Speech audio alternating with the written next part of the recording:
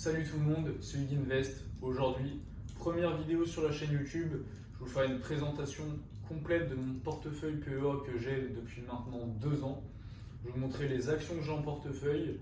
Je vais vous montrer également les dividendes que je reçois depuis maintenant 2 ans. Je vais vous montrer mes performances annuelles. Et je vais vous montrer également comment j'organise mon tableur Excel pour vraiment avoir un traçage de tout ce que j'achète, de toutes les actions que j'ai, de la performance et de la performance annuelle. Donc maintenant on va passer sur la tablette, je vais vous montrer tout ça. Il n'y a pas de cut, c'est une vidéo en direct. Donc là, comme vous pouvez le voir, j'ai commencé à investir pour la première fois. Donc le 28 août 2021, j'avais acheté Orange, donc que je n'ai plus en portefeuille parce que je n'achète plus d'actions où l'État est actionnaire. Donc à éviter tout ce que la France détient. Donc là, comme vous pouvez le voir, donc au niveau du portefeuille, là on a l'entreprise surtout. Donc on a l'entreprise tout à gauche. On va voir les dates d'achat, les quantités, le type d'opération, donc achat, dividende ou vente, le montant unitaire de l'action, frais inclus. Donc ça permet d'avoir un PRU qui est vraiment réel et non pas quelque chose de fictif où il n'y a pas les frais qui peuvent être parfois énormes. On a le montant total investi. À droite, on a le type d'opération. Donc, comme vous pouvez le voir sur le fromage, j'ai énormément d'achats. Donc, 70% de mes actions sont de l'achat. Après, on a 25% de dividendes. Donc, les dividendes que je reçois sont également inclus. Et on n'a que 3% de vente. Je vends très rarement. Pourquoi? Je suis plus sur une stratégie très agressive, mais pas de vendre. Je ne suis pas là pour faire de l'achat-revente, je suis là pour le long terme. Le but, c'est de viser 40, 50 ans. J'ai 25 ans actuellement. Donc, mon but, c'est pas de faire de l'achat-revente. D'accord? Mon but, c'est de garder les sociétés. Quand elles baissent, je sais qu'elles sont bonnes, donc je continue à investir dessus. Et je suis vraiment sur cette optique de quand une action baisse, je rachète. À part si l'action est vraiment mauvaise. J'avais eu un petit doute avec Ruby, par exemple. Donc, l'action Ruby, transport de pétrole, que je voulais vendre parce que j'étais en dessous de mon PRU. Et au final, cette société a eu des très bons résultats annuels, donc elle est repassée au-dessus de mon PRU. Donc ça, c'est des choses que je prends également en compte. Donc là, on a vraiment toutes les entreprises que j'ai achetées, donc il y a pas mal de lignes. J'essaye de tracer, ça m'a pris pas mal de temps à refaire. Après, on a la partie portefeuille. Donc comme vous pouvez le voir, j'ai actuellement que 8 actions. Pourquoi? Parce que je suis très concentré sur les actions que j'ai, c'est-à-dire je connais l'action, j'ai regardé leur bilan annuel et je fais attention à toute cette partie-là. Je ne veux pas acheter une action comme j'avais fait par erreur, par exemple avec Orange, où j'ai acheté parce qu'il y avait un beau dividende, des choses comme ça. Là, je me suis concentré un petit peu sur des actions pères de famille, entre guillemets, mais qui sont déjà très matures. Donc ça permet d'avoir des bonnes rentabilités et également de recevoir des bons dividendes. Donc là, on voit que j'ai 19 440 € d'investis. Donc avec les dividendes, j'ai 20 538 €. Donc je réinvestis toutes les dividendes pour vraiment avoir cet effet boule de neige sur le long terme. La valorisation du portefeuille actuel est de 24 161,60 €, ce qui me fait un gain de 3 623 hors dividende. Donc une performance actuelle de 17% sur mon portefeuille sur ces 2 années d'investissement en bourse. Et le gain perte avec des dividendes, on est à 4 721,60, ce qui est très très bien. Donc la perte totale est de 24,29% sur 2 ans. Donc pour l'instant, on est à 12%. Après, c'est quelque chose qui est à lisser parce que comme on le verra un petit peu plus tard, l'année dernière, en 2023, j'ai fait 25%. Donc c'est des choses qui sont à lisser. Le but, c'est de voir sur 10 ans et non pas sur une année. Parce que tout le monde peut faire 25% en ayant du Nvidia, des sociétés qui vont exploser. Le but, c'est de regarder sur le long terme. Le but, c'est pas de faire mieux que le marché, mais c'est de se faire de l'argent pour soi-même. Parce qu'on n'est pas là pour battre des professionnels, on n'est pas là pour battre des indices. Chacun a sa stratégie et ça, il faut la tenir pour avoir le résultat qu'on veut à la fin de notre vie, pendant notre vie, pendant le court terme, pendant le moyen terme. C'est quelque chose qui est à prendre en compte. Donc comme vous pouvez le voir, là au niveau du pourcentage de détention, donc ça reste très agressif. 8 actions, c'est pas beaucoup, je les connais très très bien ces actions-là et j'en suis très satisfait. Donc comme vous pouvez le voir, là on a 29% de total dans le portefeuille. Pourquoi? C'est un petit peu de la spéculation, c'est de voir un petit peu ce qui va se passer sur le long terme avec les énergies renouvelables. Donc Total est un marché qui est exposé quand même à l'international. Donc c'est la 5e plus grosse société dans les pétrolières au monde et elle s'axe énormément. Donc si je dis pas de bêtises, c'est même la première société au niveau des investissements dans le renouvelable. Donc ça, je suis pas forcément écolo, là c'est vraiment, on parle purement argent sur cette chaîne. Le but, on ne parle pas d'éthique, là on parle vraiment de la performance. Donc je préfère acheter du Total quand elle est encore un petit peu basse entre guillemets. Si un jour le renouvelable vient vraiment à exploser, je sais que j'aurai une bonne position et en plus, même si elle n'explose pas énormément pour le moment, il y a un bon pourcentage de dividendes qui fait vraiment plaisir. Donc il faut penser au sous-sous. Après j'ai du Sanofi, donc 9,5% de Sanofi. Sanofi qui est une grosse entreprise, c'est pas celle qui va mieux le performer, mais c'est pareil, c'est une entreprise qui est très mature, donc où on va avoir un bon recul sur les dividendes. Après Stellantis, donc c'est ma deuxième action favorite après Total. Pourquoi? Parce que comme vous le verrez juste à droite là, par exemple, cette année j'ai fait plus 69% avec Stellantis. Donc magnifique société,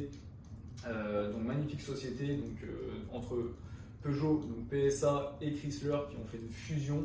Donc là, on arrive vraiment à avoir quelque chose de une très bonne société qui est bien diversifiée. Donc il y a beaucoup de marques, Maserati, Dodge Ram, Jeep, on a du Peugeot, on a du DS. On est vraiment sur tous les continents. C'est en train de se développer en Chine également avec des partenariats que Stellantis sont en train de faire. Donc c'est vraiment une bonne société d'avenir. Après, oui, c'est cyclique. Donc il faut faire très attention à ça. Mais moi, je garde cette action parce que j'ai un PRU qui est quand même pas très haut, donc j'ai un PRU actuellement de 15,68 et l'action est à 25,82. Donc vraiment, je peux pas me plaindre. Le dividende en plus est très très beau, donc ça fait plaisir également. Après, j'ai l'action Ruby, donc 6,5%. Ça, c'était vraiment une action que je voulais pas forcément garder en portefeuille, comme je l'ai expliqué tout à l'heure. Mais avec ces bons résultats, je me dis que je vais la garder pour l'instant et on verra après ce qui se passera. Donc Saint-Gobain, également très bonne entreprise qui existe depuis très longtemps, donc une entreprise très mature dans la construction. Donc ça, c'est des entreprises un petit peu de fonds de portefeuille, mais qui performent très très fort. Comme vous pouvez le voir, là, au niveau de Saint-Gobain, je suis à 20% dividende réinvesti. Donc c'est une très bonne entreprise. Donc après, au niveau du portefeuille, on va avoir BNP, donc j'ai 10% de BNP. Pourquoi cette société-là? Là, c'est purement sur le dividende. La plus grosse bancaire en Europe, moi c'est surtout ça qui me fait plaisir, c'est que je sais où je mets mon argent, c'est une entreprise qui est mature. Après le risque existe partout, mais là avec un dividende qui est entre 7 et 8%, c'est quand même une belle action de fonds de portefeuille. Après le classique AXA, pareil également pour le dividende, et on va avoir Veolia, donc société Veolia, donc un petit peu plus pour la partie long terme. Donc là je vais faire action par action pour vous montrer un petit peu quand j'ai investi et mes PRU. Donc là, au niveau total, j'ai 118 actions totales avec un prix unitaire de 53,66 €, donc 34% de mon portefeuille. Capital investi 6 331 €, cours actuel 60 €. Donc là, on a une valorisation à 7 000 €, donc ça me fait une variation de 835 €, donc 13% hors dividende. Avec des dividendes 18%, parce qu'il y a un beau dividende sur Total. Donc après Sanofi, on va avoir un prix unitaire de 91,8, donc ça va changer parce que je vais vous faire une autre vidéo parce que je vais en racheter vu qu'elle a un petit peu baissé. Donc là pareil, on est à moins 3%, donc c'est vraiment ma société qui performe le moins bien. Donc c'est sur cette société-là que je vais me rabattre quand elles vont baisser. Pourquoi? Parce que c'est une très bonne société qui est très mature, on sait où elle va. Même si elle annonce un petit peu des moins bons résultats pour le long terme, ça reste une société qui verse son dividende tous les ans et c'est très carré. Ça ne va pas changer du jour au lendemain sur ces sociétés-là. Donc si je peux l'avoir à 3% moins cher, je l'achèterai. Après, du coup, on va voir Stellantis. Donc Stellantis, une de mes actions favorites par rapport à son gros dividende, donc un PRU de 15,68. Comme je l'ai dit tout à l'heure, là on a un cours actuel de 25,82. Donc là, je suis à une performance de 64% hors dividende et 69% avec le dividende. Donc, ce qui est une belle performance pour une société dans l'automobile. Après, on va avoir Ruby avec un PRU de 25,29 et un cours actuel de 26,24.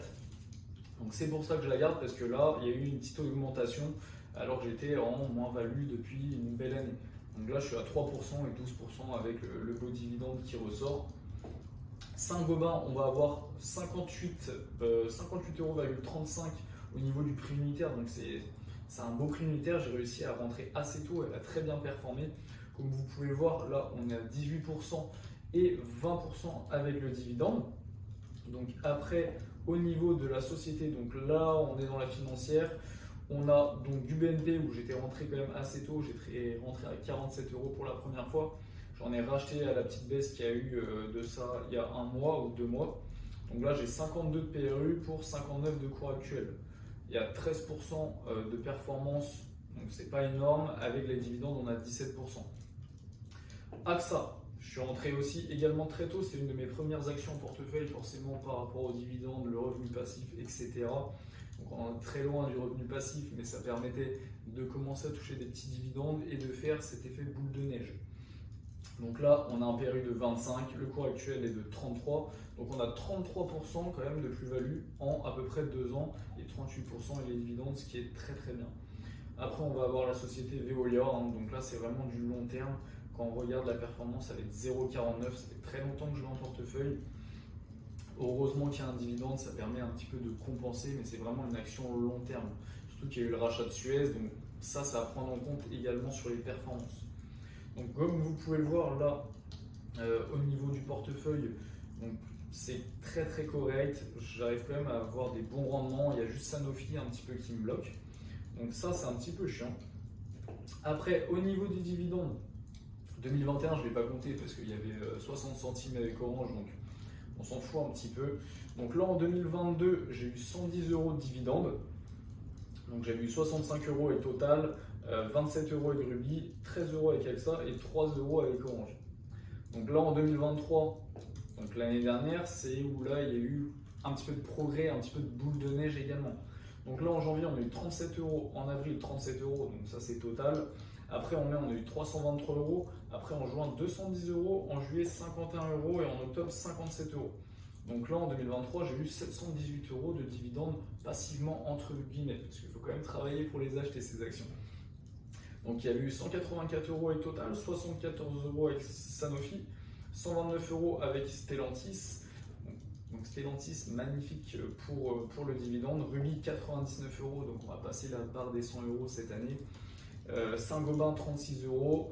BNP, 85 €. AXA, 62 €. Veolia, 44 €. Et Orange, elle n'est plus dans le portefeuille parce que c'est une action que l'État détient. Donc ça, j'évite, comme je l'aurais dit. En 2024, pour l'instant, j'ai 57 € de dividendes. Donc il faut bien se dire que de toute façon, les dividendes en France comparés aux States, c'est qu'elles vont vraiment arriver entre mars et juin. C'est là où on a un petit peu le dividend season, où il y a tous les dividendes qui vont être versés. Donc en prévisionnel, là je devrais être à 1100 €, donc ça commence à être pas trop mal. Quand on est sur du 100 € par mois, ça commence à faire plaisir. Et l'effet boule de neige, en continuant les investissements, va vraiment commencer à grandir. Comme je le redis, moi mon objectif c'est d'être à 100 000 € avant mes 30 ans. Pourquoi? Parce que comme Charlie Munger l'a dit, après les 100 000 €, on peut relâcher un petit peu la pédale. Pourquoi? Parce que l'effet boule de neige va être de plus en plus fort. Quand on fait du 10% annuel, donc on est déjà à 110 000 € plus 5% de dividendes, ça fait 15 000 €. Donc on passe de 100 000 € à 115 000 € en un an. Ça peut aller très très vite. Donc là, au niveau de la performance annuelle, en 2022, on a eu 11,46%, donc ce qui était déjà une belle année. En 2023, on a eu 24,90%. Après, ce qu'il faut faire attention, c'est bien des performances annuelles. Comme vous pouvez le voir là sur la partie portefeuille, donc au niveau de la performance totale, je suis à 24% globalisé, donc depuis les 2 ans. Donc forcément, si vous avez 23%, mais que l'année d'après vous êtes à 11%, vous êtes réellement qu'à 10%. C'est pas du 11% plus 24 est égal 35. Là, je suis à 24% sur la globalité du portefeuille depuis 2 ans. Donc réellement, même si j'ai fait 25% en 2023, là je suis à 24% sur la globalité du portefeuille. Donc c'est très important de le prendre en compte parce que les actions, ça fait comme ça fait pas que comme ça. Donc il faut vraiment le lisser sur une grosse période d'année, sur une grosse période de temps, excusez-moi. Donc voilà, je vous aurai tout expliqué, j'espère que vous avez bien aimé la première présentation de mon portefeuille, j'en referai. Je ferai également des vidéos sur des points d'entrée, quand est-ce que je sais que je rentre sur une action, quand est-ce que je la vends, même si c'est très rare, c'est vraiment très rare de vendre des actions. Comment analyser une entreprise, comment analyser un bilan annuel, mensuel, semestriel, ce qui est très important pour savoir si la société va vers le bon chemin ou pas. Donc voilà, c'est la fin de la vidéo. Profitez bien de votre journée et ciao!